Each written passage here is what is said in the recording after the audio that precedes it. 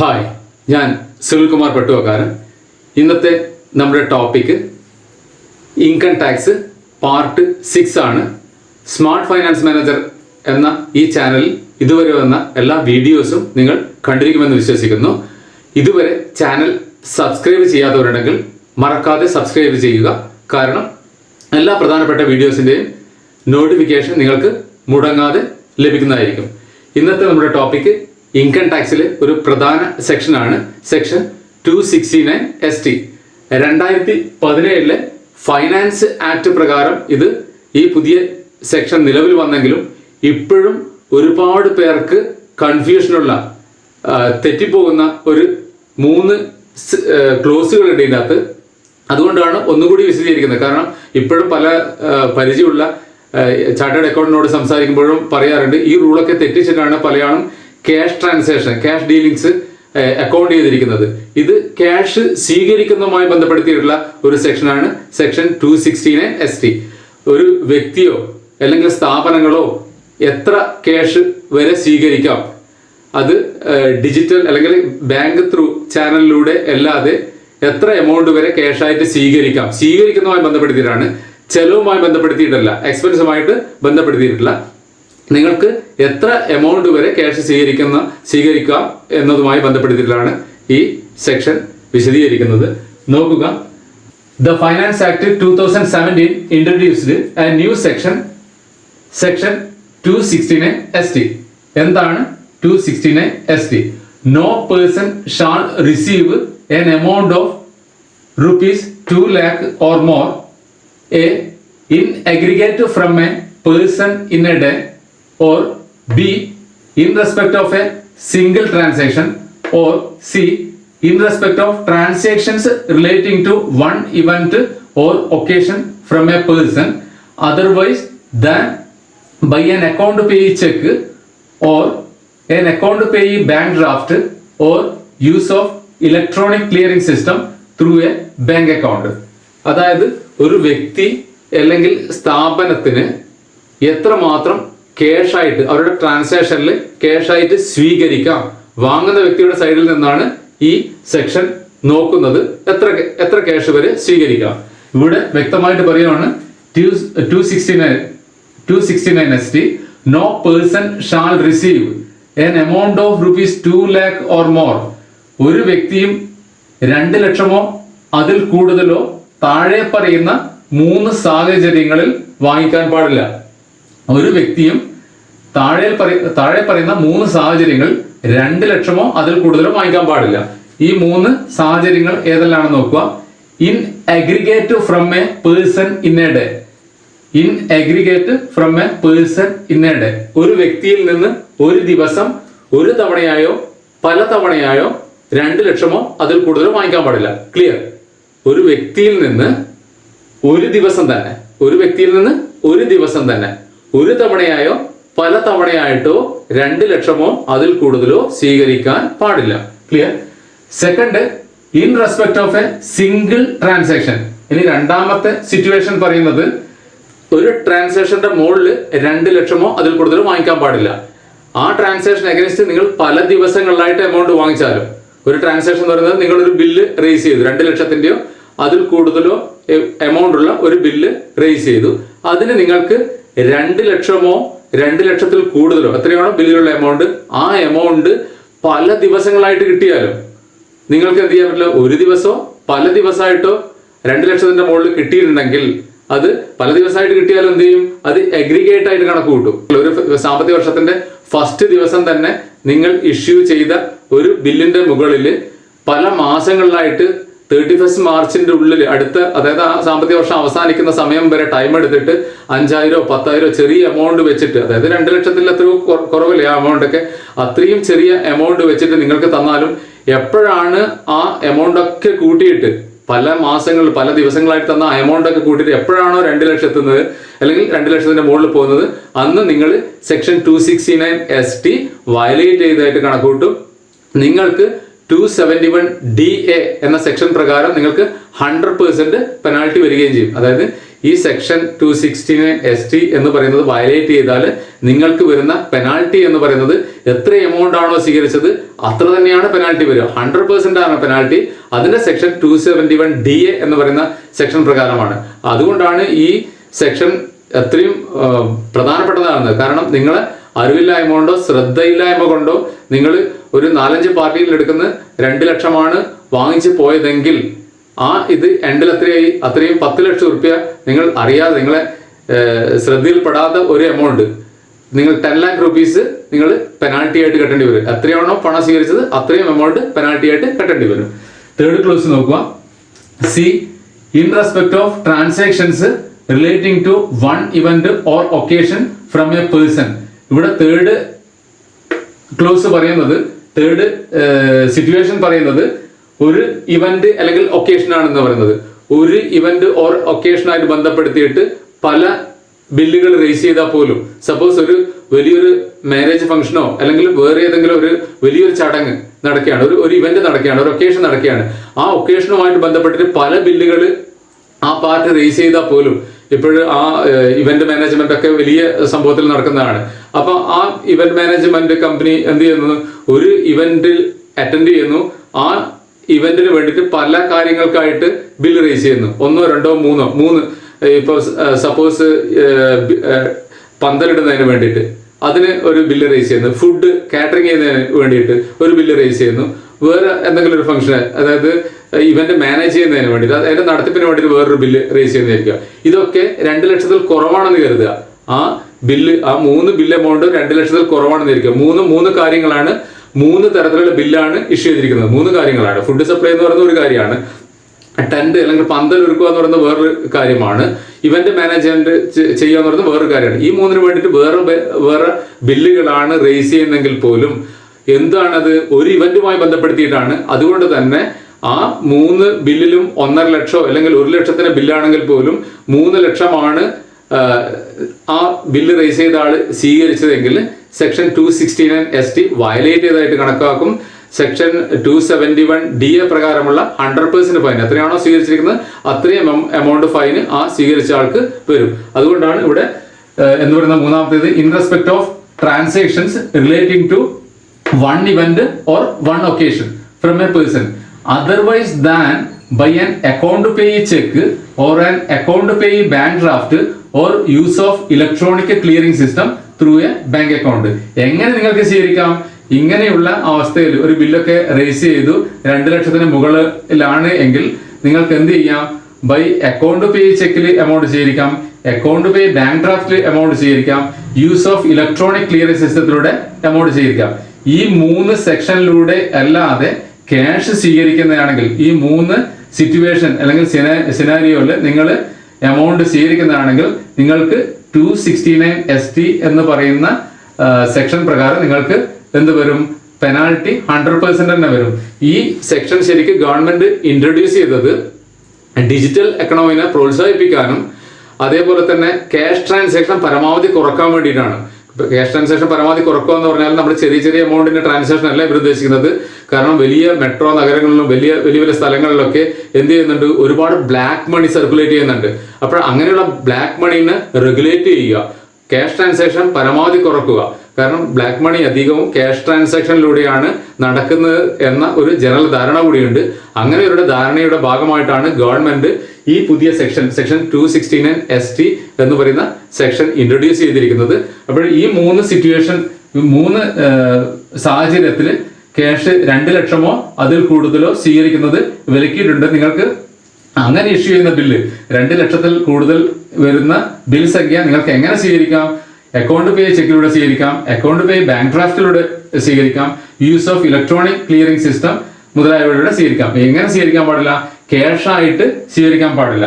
ഇനി ഇതിനെ കുറച്ചും കൂടി ക്ലിയർ ആയിട്ട് എക്സ്പ്ലെയിൻ ചെയ്യുന്ന രീതിയിൽ 3 പ്രാക്ടിക്കൽ എക്സാമ്പിൾ നമ്മൾ ഇവിടെ എടുത്തിട്ടുണ്ട്. ഈ 3 സിറ്റുവേഷനെയും എക്സ്പ്ലെയിൻ ചെയ്യുന്ന രീതിയിൽ 3 പ്രാക്ടിക്കൽ എക്സാമ്പിൾ ഇവിടെ എക്സ്പ്ലെയിൻ ചെയ്യുന്നുണ്ട്. അതുകൂടി കേൾക്കുമ്പോൾ നിങ്ങൾക്ക് വളരെ ക്ലിയർ ആയിട്ട് കാര്യങ്ങൾ മനസ്സിലാകും. ശ്രദ്ധിക്കുക.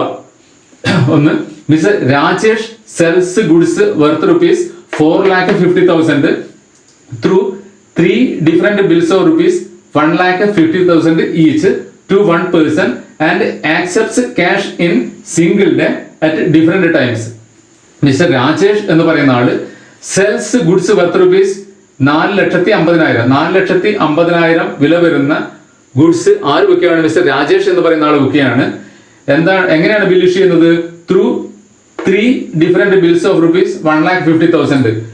1,50,000 3 ബില്ലുകളായിട്ടാണ് അദ്ദേഹം മിസ്റ്റർ രാജേഷ് ആ വിൽക്കുന്ന ഗുഡ്സിന് വേണ്ടിയിട്ട് ഇഷ്യൂ ചെയ്തിരിക്കുന്നത്.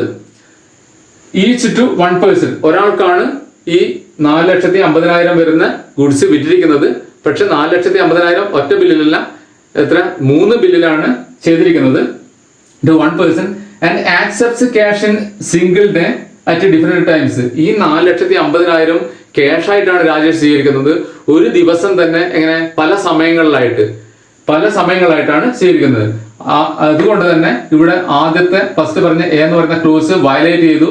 In aggregate from a person in a day, ഒരു വ്യക്തിയിൽ നിന്ന് ഒരു ദിവസം തന്നെ അഗ്രിഗേറ്റ് ആയിട്ട് ഒരു തവണയായിട്ടോ പല തവണയായിട്ടോ സ്വീകരിച്ചു കഴിഞ്ഞാൽ ഏത് വന്നു? സെക്ഷൻ 269 ST വയലേറ്റ് ചെയ്തതായിട്ട് കണക്കൂട്ടും. ഇവിടെ ഈ സാഹചര്യത്തിൽ രാജേഷ് 269 ST വയലേറ്റ് ചെയ്തിട്ടുള്ള എന്താ ചെയ്തിട്ടുള്ളത്? 4,50,000 ഒരു ദിവസം തന്നെ വാങ്ങിച്ചു ഒരു വ്യക്തിയിൽ നിന്ന് പല തവണകളായിട്ട്. ഇനി ഇതല്ല, ഈ 4,50,000 3 ബില്ലല്ല ഒരു ബില്ലാണെന്ന് തന്നെ കരുതുക. 4,50,000 ഒരു ബില്ലാണ് രാജേഷ് ഇഷ്യൂ ചെയ്തിരിക്കുന്നത്. എന്നിട്ട് ഈ 4,50,000 പൈസ കിട്ടാനുള്ള പൈസ എങ്ങനെ സ്വീകരിച്ചു? ഒരു ദിവസം തന്നെ പല തവണകളായിട്ട് സ്വീകരിച്ചാലും ഏത് വയലേറ്റ് ചെയ്യും? സെക്ഷൻ 269 ST എന്ന് പറയുന്ന റൂള് സെക്ഷൻ വയലേറ്റ് ചെയ്തതായിട്ട് കണക്ക് കൂട്ടും. ഇവിടെ 4,50,000 തന്നെ മിസ്റ്റർ രാജേഷ് 271 DA എന്ന സെക്ഷൻ പ്രകാരം പെനാൽറ്റി അടക്കണം. ഇനി രണ്ടാമത്തെ സിറ്റുവേഷൻ നോക്കുക. Mister Rajesh sells goods worth rupees 4 lakh through a single bill to another person and receives cash of rupees 1 lakh each on different 4 days. Section 269 ST will get violated. Mr. Rajesh sells goods worth rupees 4 lakh. ഇവിടെ ആ രാജേഷ് ഈ സിറ്റുവേഷനിൽ എന്താണ് ചെയ്യുന്നത്? 4 ലക്ഷം രൂപ വില വരുന്ന goods വിൽക്കുകയാണ്. എങ്ങനെയാണ്? Through a single bill to another person, ഒരു ബില്ലാണ് റേസ് ചെയ്തിരിക്കുന്നത് 4 ലക്ഷത്തിന് വേണ്ടിയിട്ട്. And receives cash of rupees 1 lakh each on 4 different days. ഇനി ആ 4 ലക്ഷത്തിന്റെ ബില്ല് ഒരു ബില്ലായിട്ട് കൊടുത്തെങ്കിലും, ആ സാധനം ഒരു ബില്ലിലൂടെ കൊടുത്തെങ്കിലും, ഇനി സ്വീകരിക്കുന്നത് എങ്ങനെയാണ്? 4 വ്യത്യസ്ത ദിവസങ്ങളിലായിട്ടാണ്. 1 ലക്ഷം അതായത് 2 ലക്ഷത്തിൽ കുറവായിട്ടാണ് സ്വീകരിക്കുന്നത്. അങ്ങനെ സ്വീകരിച്ചാൽ പോലും നമ്മളുടെ രണ്ടാമത്തെ ക്ലോസും വയലേറ്റ് ചെയ്തതായിട്ട് കണക്കൂട്ടും. In respect of a single transaction, 2 ലക്ഷത്തിൽ കുറവാണ് 4 ദിവസവും സ്വീകരിച്ചെങ്കിലും ഏതിന് അഗനിസ്റ്റ് ആണ്? ഒരു സിംഗിൾ ട്രാൻസാക്ഷൻ അഗനിസ്റ്റ് ആയിട്ടാണ്. ഇനി ഞാൻ പറഞ്ഞല്ലോ, ആ 4 ലക്ഷത്തിന്റെ ബില്ല് ഒരു ദിവസത്തിന്റെ ഗ്യാപ്പിലല്ല, പല മാസങ്ങളായിട്ട് സ്വീകരിച്ചെന്ന് വിചാരിച്ചോ. ഓരോ മാസം 1 ലക്ഷം ആണ് വാങ്ങിച്ചിരിക്കുന്നത്, അല്ലെങ്കിൽ ഓരോ മാസം 50,000 വെച്ചിട്ടാണ് വാങ്ങിച്ചിരിക്കുന്നത്, അല്ലെങ്കിൽ അതിൽ കുറഞ്ഞ ഡിനോമിനേഷൻ വെച്ചിട്ടാണ് വാങ്ങിച്ചിരിക്കുന്നത്. ഇതൊന്നും ബാധകല്ല. ഏതിന് അഗനിസ്റ്റ് ആണ്? ഒരു സിംഗിൾ ട്രാൻസാക്ഷൻ അഗനിസ്റ്റ് ആണ്. അതുകൊണ്ട് തന്നെ ആ സ്പ്ലിറ്റ് ചെയ്തിരിക്കുന്ന ആ ഗഡുക്കളാക്കിയ എമൗണ്ട് ഒക്കെ കൂട്ടിയിട്ട് എപ്പോഴാണോ 2 ലക്ഷം അല്ലെങ്കിൽ അതിൽ മുകളിലെത്തുന്നത് ആ സമയം തന്നെ ഈ സെക്ഷൻ 269 ST വയലേറ്റ് ചെയ്തതായിട്ട് കണക്കൂട്ടും. സെക്ഷൻ 271 DA പ്രകാരമുള്ള 100% പെനാൽറ്റി ഈ രാജേഷിന് വരികയും ചെയ്യും. അപ്പോൾ ഒരു ട്രാൻസാക്ഷൻ ഇവിടെ നോക്കുക, ഇവിടെ ഫോക്കസ് ചെയ്തിരിക്കുന്നത് ഒരു ദിവസം ഒരു വ്യക്തിയിൽ നിന്ന് വാങ്ങിക്കാൻ പാടില്ല. ആദ്യത്തെ ക്ലോസ് പറയുന്നത് ഒരു ദിവസം ഒരു വ്യക്തിയിൽ നിന്ന് വാങ്ങിക്കാൻ പാടില്ല. ഇനി രണ്ടാമത്തെ ക്ലോസ് പറയുന്നത് ഒരു ട്രാൻസാക്ഷൻ അഗനിസ്റ്റ് വാങ്ങിക്കാൻ പാടില്ല. ഫോക്കസ് എവിടെയാണ്? ട്രാൻസാക്ഷൻ ആണ്. ഒരു ട്രാൻസാക്ഷൻ അഗനിസ്റ്റ് നിങ്ങൾ വാങ്ങിച്ചിട്ടുണ്ടെങ്കിൽ 2 ലക്ഷത്തിന് മുകളിൽ എത്ര ഗഡുക്കളായിട്ട്, എത്ര ചെറിയ എമൗണ്ട് ആയിട്ട് വാങ്ങിച്ചതാണെങ്കിൽ പോലും എന്താവും? ആ 2 ലക്ഷം എത്തുമ്പോഴോ അതിന്റെ മുകളിൽ പോകുമ്പോഴോ ആ സെക്ഷൻ 269 ST വയലേറ്റ് ചെയ്തതായിട്ട് കണക്ക് കൂട്ടും. നിങ്ങൾക്ക് ഫൈൻ വരും. ഇവിടെ രാജേഷിന് ഫൈൻ വരും. ഇനി മൂന്നാമത്തെ സിറ്റുവേഷൻ പറയുന്നത് എന്താണ്? ഇവിടെ ഫോക്കസ് ചെയ്തിരിക്കുന്നത് 1 event or occasion.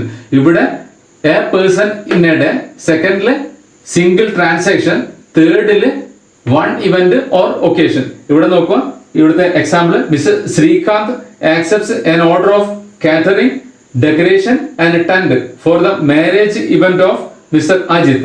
Mr. Srikanth accepts cash of rupees 1 lakh for catering and rupees 1,50,000 for decoration and rupees 1,50,000 for tent work. ഈ സിറ്റുവേഷനിൽ എങ്ങനെയാണ് വരുന്നത്? നമ്മൾ നേരത്തെ തന്നെ ഹിന്റ് ചെയ്ത് കഴിഞ്ഞു. അതായത് ഒരു ഇവന്റ്, ഇവിടെ മൂന്നാമത്തെ ക്ലോസിൽ ശ്രദ്ധിക്കേണ്ടത് ഒരു ഇവന്റുമായി ബന്ധപ്പെട്ടത്, ഒരു വലിയ ഫംഗ്ഷനുമായിട്ട് ബന്ധപ്പെട്ടിട്ട് വരുമ്പോൾ അതിന്റെ സബ് കുറെ വർക്കുകൾ ഉണ്ടാവാം. ആ വർക്കിനൊക്കെ വ്യത്യസ്ത ബില്ലുകളാണ് ആ പൈസ സ്വീകരിക്കുന്ന ആള് ഇഷ്യൂ ചെയ്തെങ്കിൽ പോലും ആ കോൺട്രാക്ട് ഏറ്റെടുത്ത വ്യക്തി ബില്ല് ഇഷ്യൂ ചെയ്യുന്നത് വ്യത്യസ്ത ബില്ലുകളിൽ 2 ലക്ഷത്തിൽ കുറവായിട്ട് ഇഷ്യൂ ചെയ്യുന്നതാണെങ്കിൽ പോലും ഈ സെക്ഷനിൽ എന്ത് ചെയ്യും, ആ 3 ബില്ല് അല്ലെങ്കിൽ എത്ര ബില്ലാണോ ഇഷ്യൂ ചെയ്തിരിക്കുന്നത് ആ ഒരു ഇവന്റുമായിട്ട് ബന്ധപ്പെടുത്തിയിട്ട് ആ എമൗണ്ട് മുഴുവൻ കൂട്ടിയിട്ട് 2 ലക്ഷം എപ്പോഴാണ് കഴിയുന്നത് ആ സമയത്ത് 269 ST എന്ന ഇൻകം ടാക്സ് റൂള് വയലേറ്റ് ചെയ്തതായിട്ട് കണക്ക് കൂട്ടും.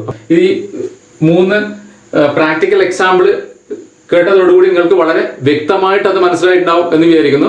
കാരണം ഇനി ഒന്നും കൂടി പറയാം, പല ആൾക്കാരും ഇതുമായിട്ട് ബന്ധപ്പെടുത്തിയിട്ട് ഒരു തെറ്റിദ്ധാരണയുണ്ട്.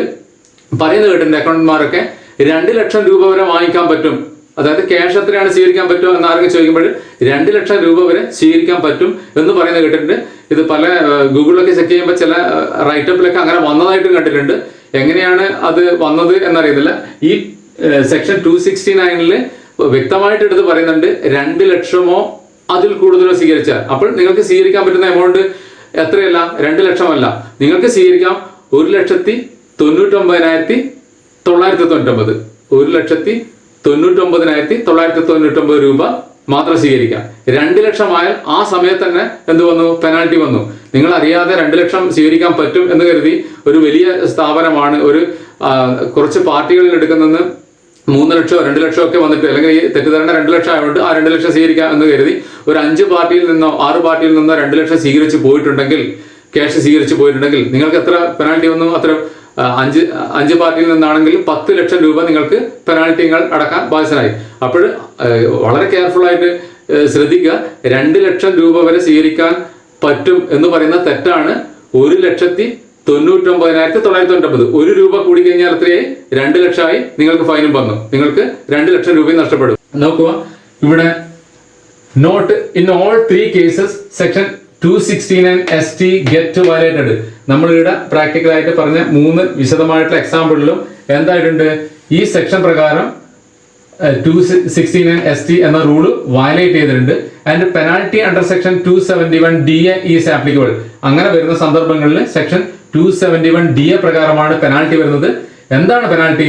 Receiver is liable to pay penalty of a sum equal to the amount of such receipt.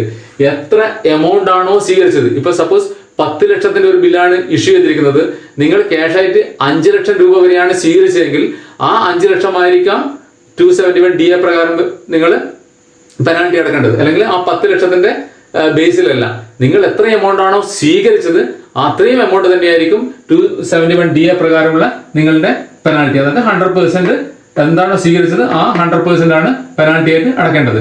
ഇനി ഇതുമായി ബന്ധപ്പെടുത്തിയിട്ടുള്ള അതർ പോയിന്റ്സ് കൂടി നോക്കുക. Payment modes like bearer cheque and self cheque will also be considered on par with cash based transaction.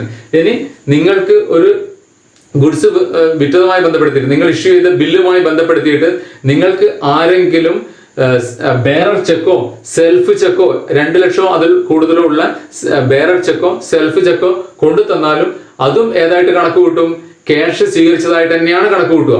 Check കൈമൽ കിട്ടിയത് കൊണ്ട് മാത്രം എന്താകുന്നില്ല, cash അല്ലാതാകുന്നില്ല. Bearer ചെക്കും self ചെക്കും cash ആയിട്ട് തന്നെയാണ് കണക്ക് കൂട്ടുക. നിങ്ങൾക്ക് ആ 100% തന്നെ പെനാൽറ്റി വരും, ഓർമ്മിക്കുക. Second, this section applicable to all persons. This section applicable to all person. ചില ആൾ വിചാരിക്കും നമ്മൾ ഇതുവരെ ഇൻകം ടാക്സ് ഒന്നും ഫയൽ ചെയ്യാത്ത ആളാണ്, അതുകൊണ്ട് ഈ സെക്ഷൻ എനിക്ക് ബാധകമല്ല. എന്നാൽ ഓർക്കുക, ഇത് എല്ലാവർക്കും ബാധകമാണ്. ഇതുവരെ പാൻ കാർഡ് എടുക്കാത്ത ആൾക്കും ബാധകമാണ്, ഇതുവരെ ഇൻകം ടാക്സ് ഫയൽ ചെയ്യാത്തവർക്കും ബാധകമാണ്, അതുപോലെ തന്നെ ഇൻകം ടാക്സ് ഫയൽ ചെയ്യുന്ന വ്യക്തികൾക്കും ബാധകമാണ്. എല്ലാ വ്യക്തികൾക്കും ഇത് ബാധകമാണ്. അതുപോലെ തന്നെ സ്ഥാപനങ്ങൾക്ക്, ഫേമുകൾക്കും, കമ്പനികൾക്കും എല്ലാവർക്കും ഇത് ഈ റൂള് ബാധകമാണ്. It covers all types of receipts.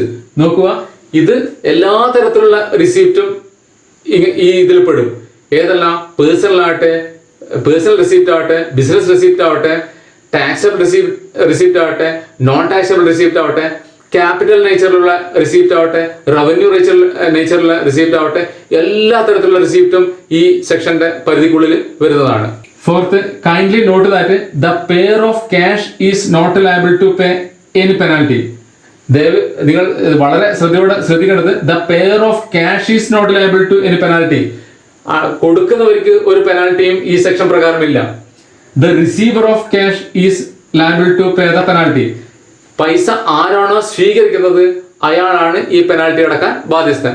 അതായത് പൈസ കൊടുക്കുന്ന ആൾക്കല്ല, പൈസ സ്വീകരിക്കുന്ന ആൾക്കാണ് ഈ 269 ST പ്രകാരമുള്ള പെനാൽറ്റി, അതായത് 271 DA പ്രകാരമുള്ള പെനാൽറ്റി വരുന്നത്. ഓക്കെ, ഇനി ഒന്നുകൂടി ശ്രദ്ധിക്കുക. Note 1 does not need to pay penalty if such a person proves that there were good and sufficient reasons for the receipt of cash. ഇനി ഇങ്ങനെയൊക്കെ ഈ സിറ്റുവേഷനിൽ ഇതൊക്കെ പാലിച്ചില്ലെങ്കിൽ 271 DA പ്രകാരം പെനാൽറ്റി ഉണ്ട് എന്ന് പറയുന്നുണ്ടെങ്കിലും 1 does not need to pay penalty. ഒരു വ്യക്തി പെനാൽറ്റി അടക്കേണ്ട കാര്യമില്ല. എങ്ങനെയാണെങ്കിൽ if such a person proves that there were good and sufficient reasons for the receipt of cash.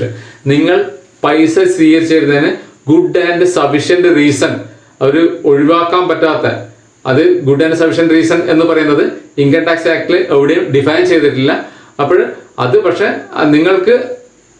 നിങ്ങൾ മെൻഷൻ ചെയ്ത് അത് നിങ്ങൾ ഇൻകം ടാക്സ് ഓഫീസറെ കൺവിൻസ് ചെയ്യേണ്ട ബാധ്യത നിങ്ങൾക്കാണ്. ഏത് സിറ്റുവേഷനിലാണ് നിങ്ങൾ ഈ എമൗണ്ട് സ്വീകരിച്ചിരിക്കുന്നത് എന്ന് ബോധ്യപ്പെടുത്തിയിട്ട് ഇത് ഒഴിവാക്കാൻ പറ്റാത്ത സിറ്റുവേഷനാണ്, ഗുഡ് ആൻഡ് സഫിഷ്യന്റ് ഒരു റീസൺ നിങ്ങൾക്ക് ബോധിപ്പിക്കാൻ പറ്റിയാൽ നിങ്ങൾക്ക് ഈ പെനാൽറ്റിയിൽ നിന്ന് 271 DA എന്ന് പറയുന്ന പെനാൽറ്റിയിൽ നിന്ന് ഒഴിവാകാം എന്നും ഈ സെക്ഷനിൽ പറയുന്നുണ്ട്.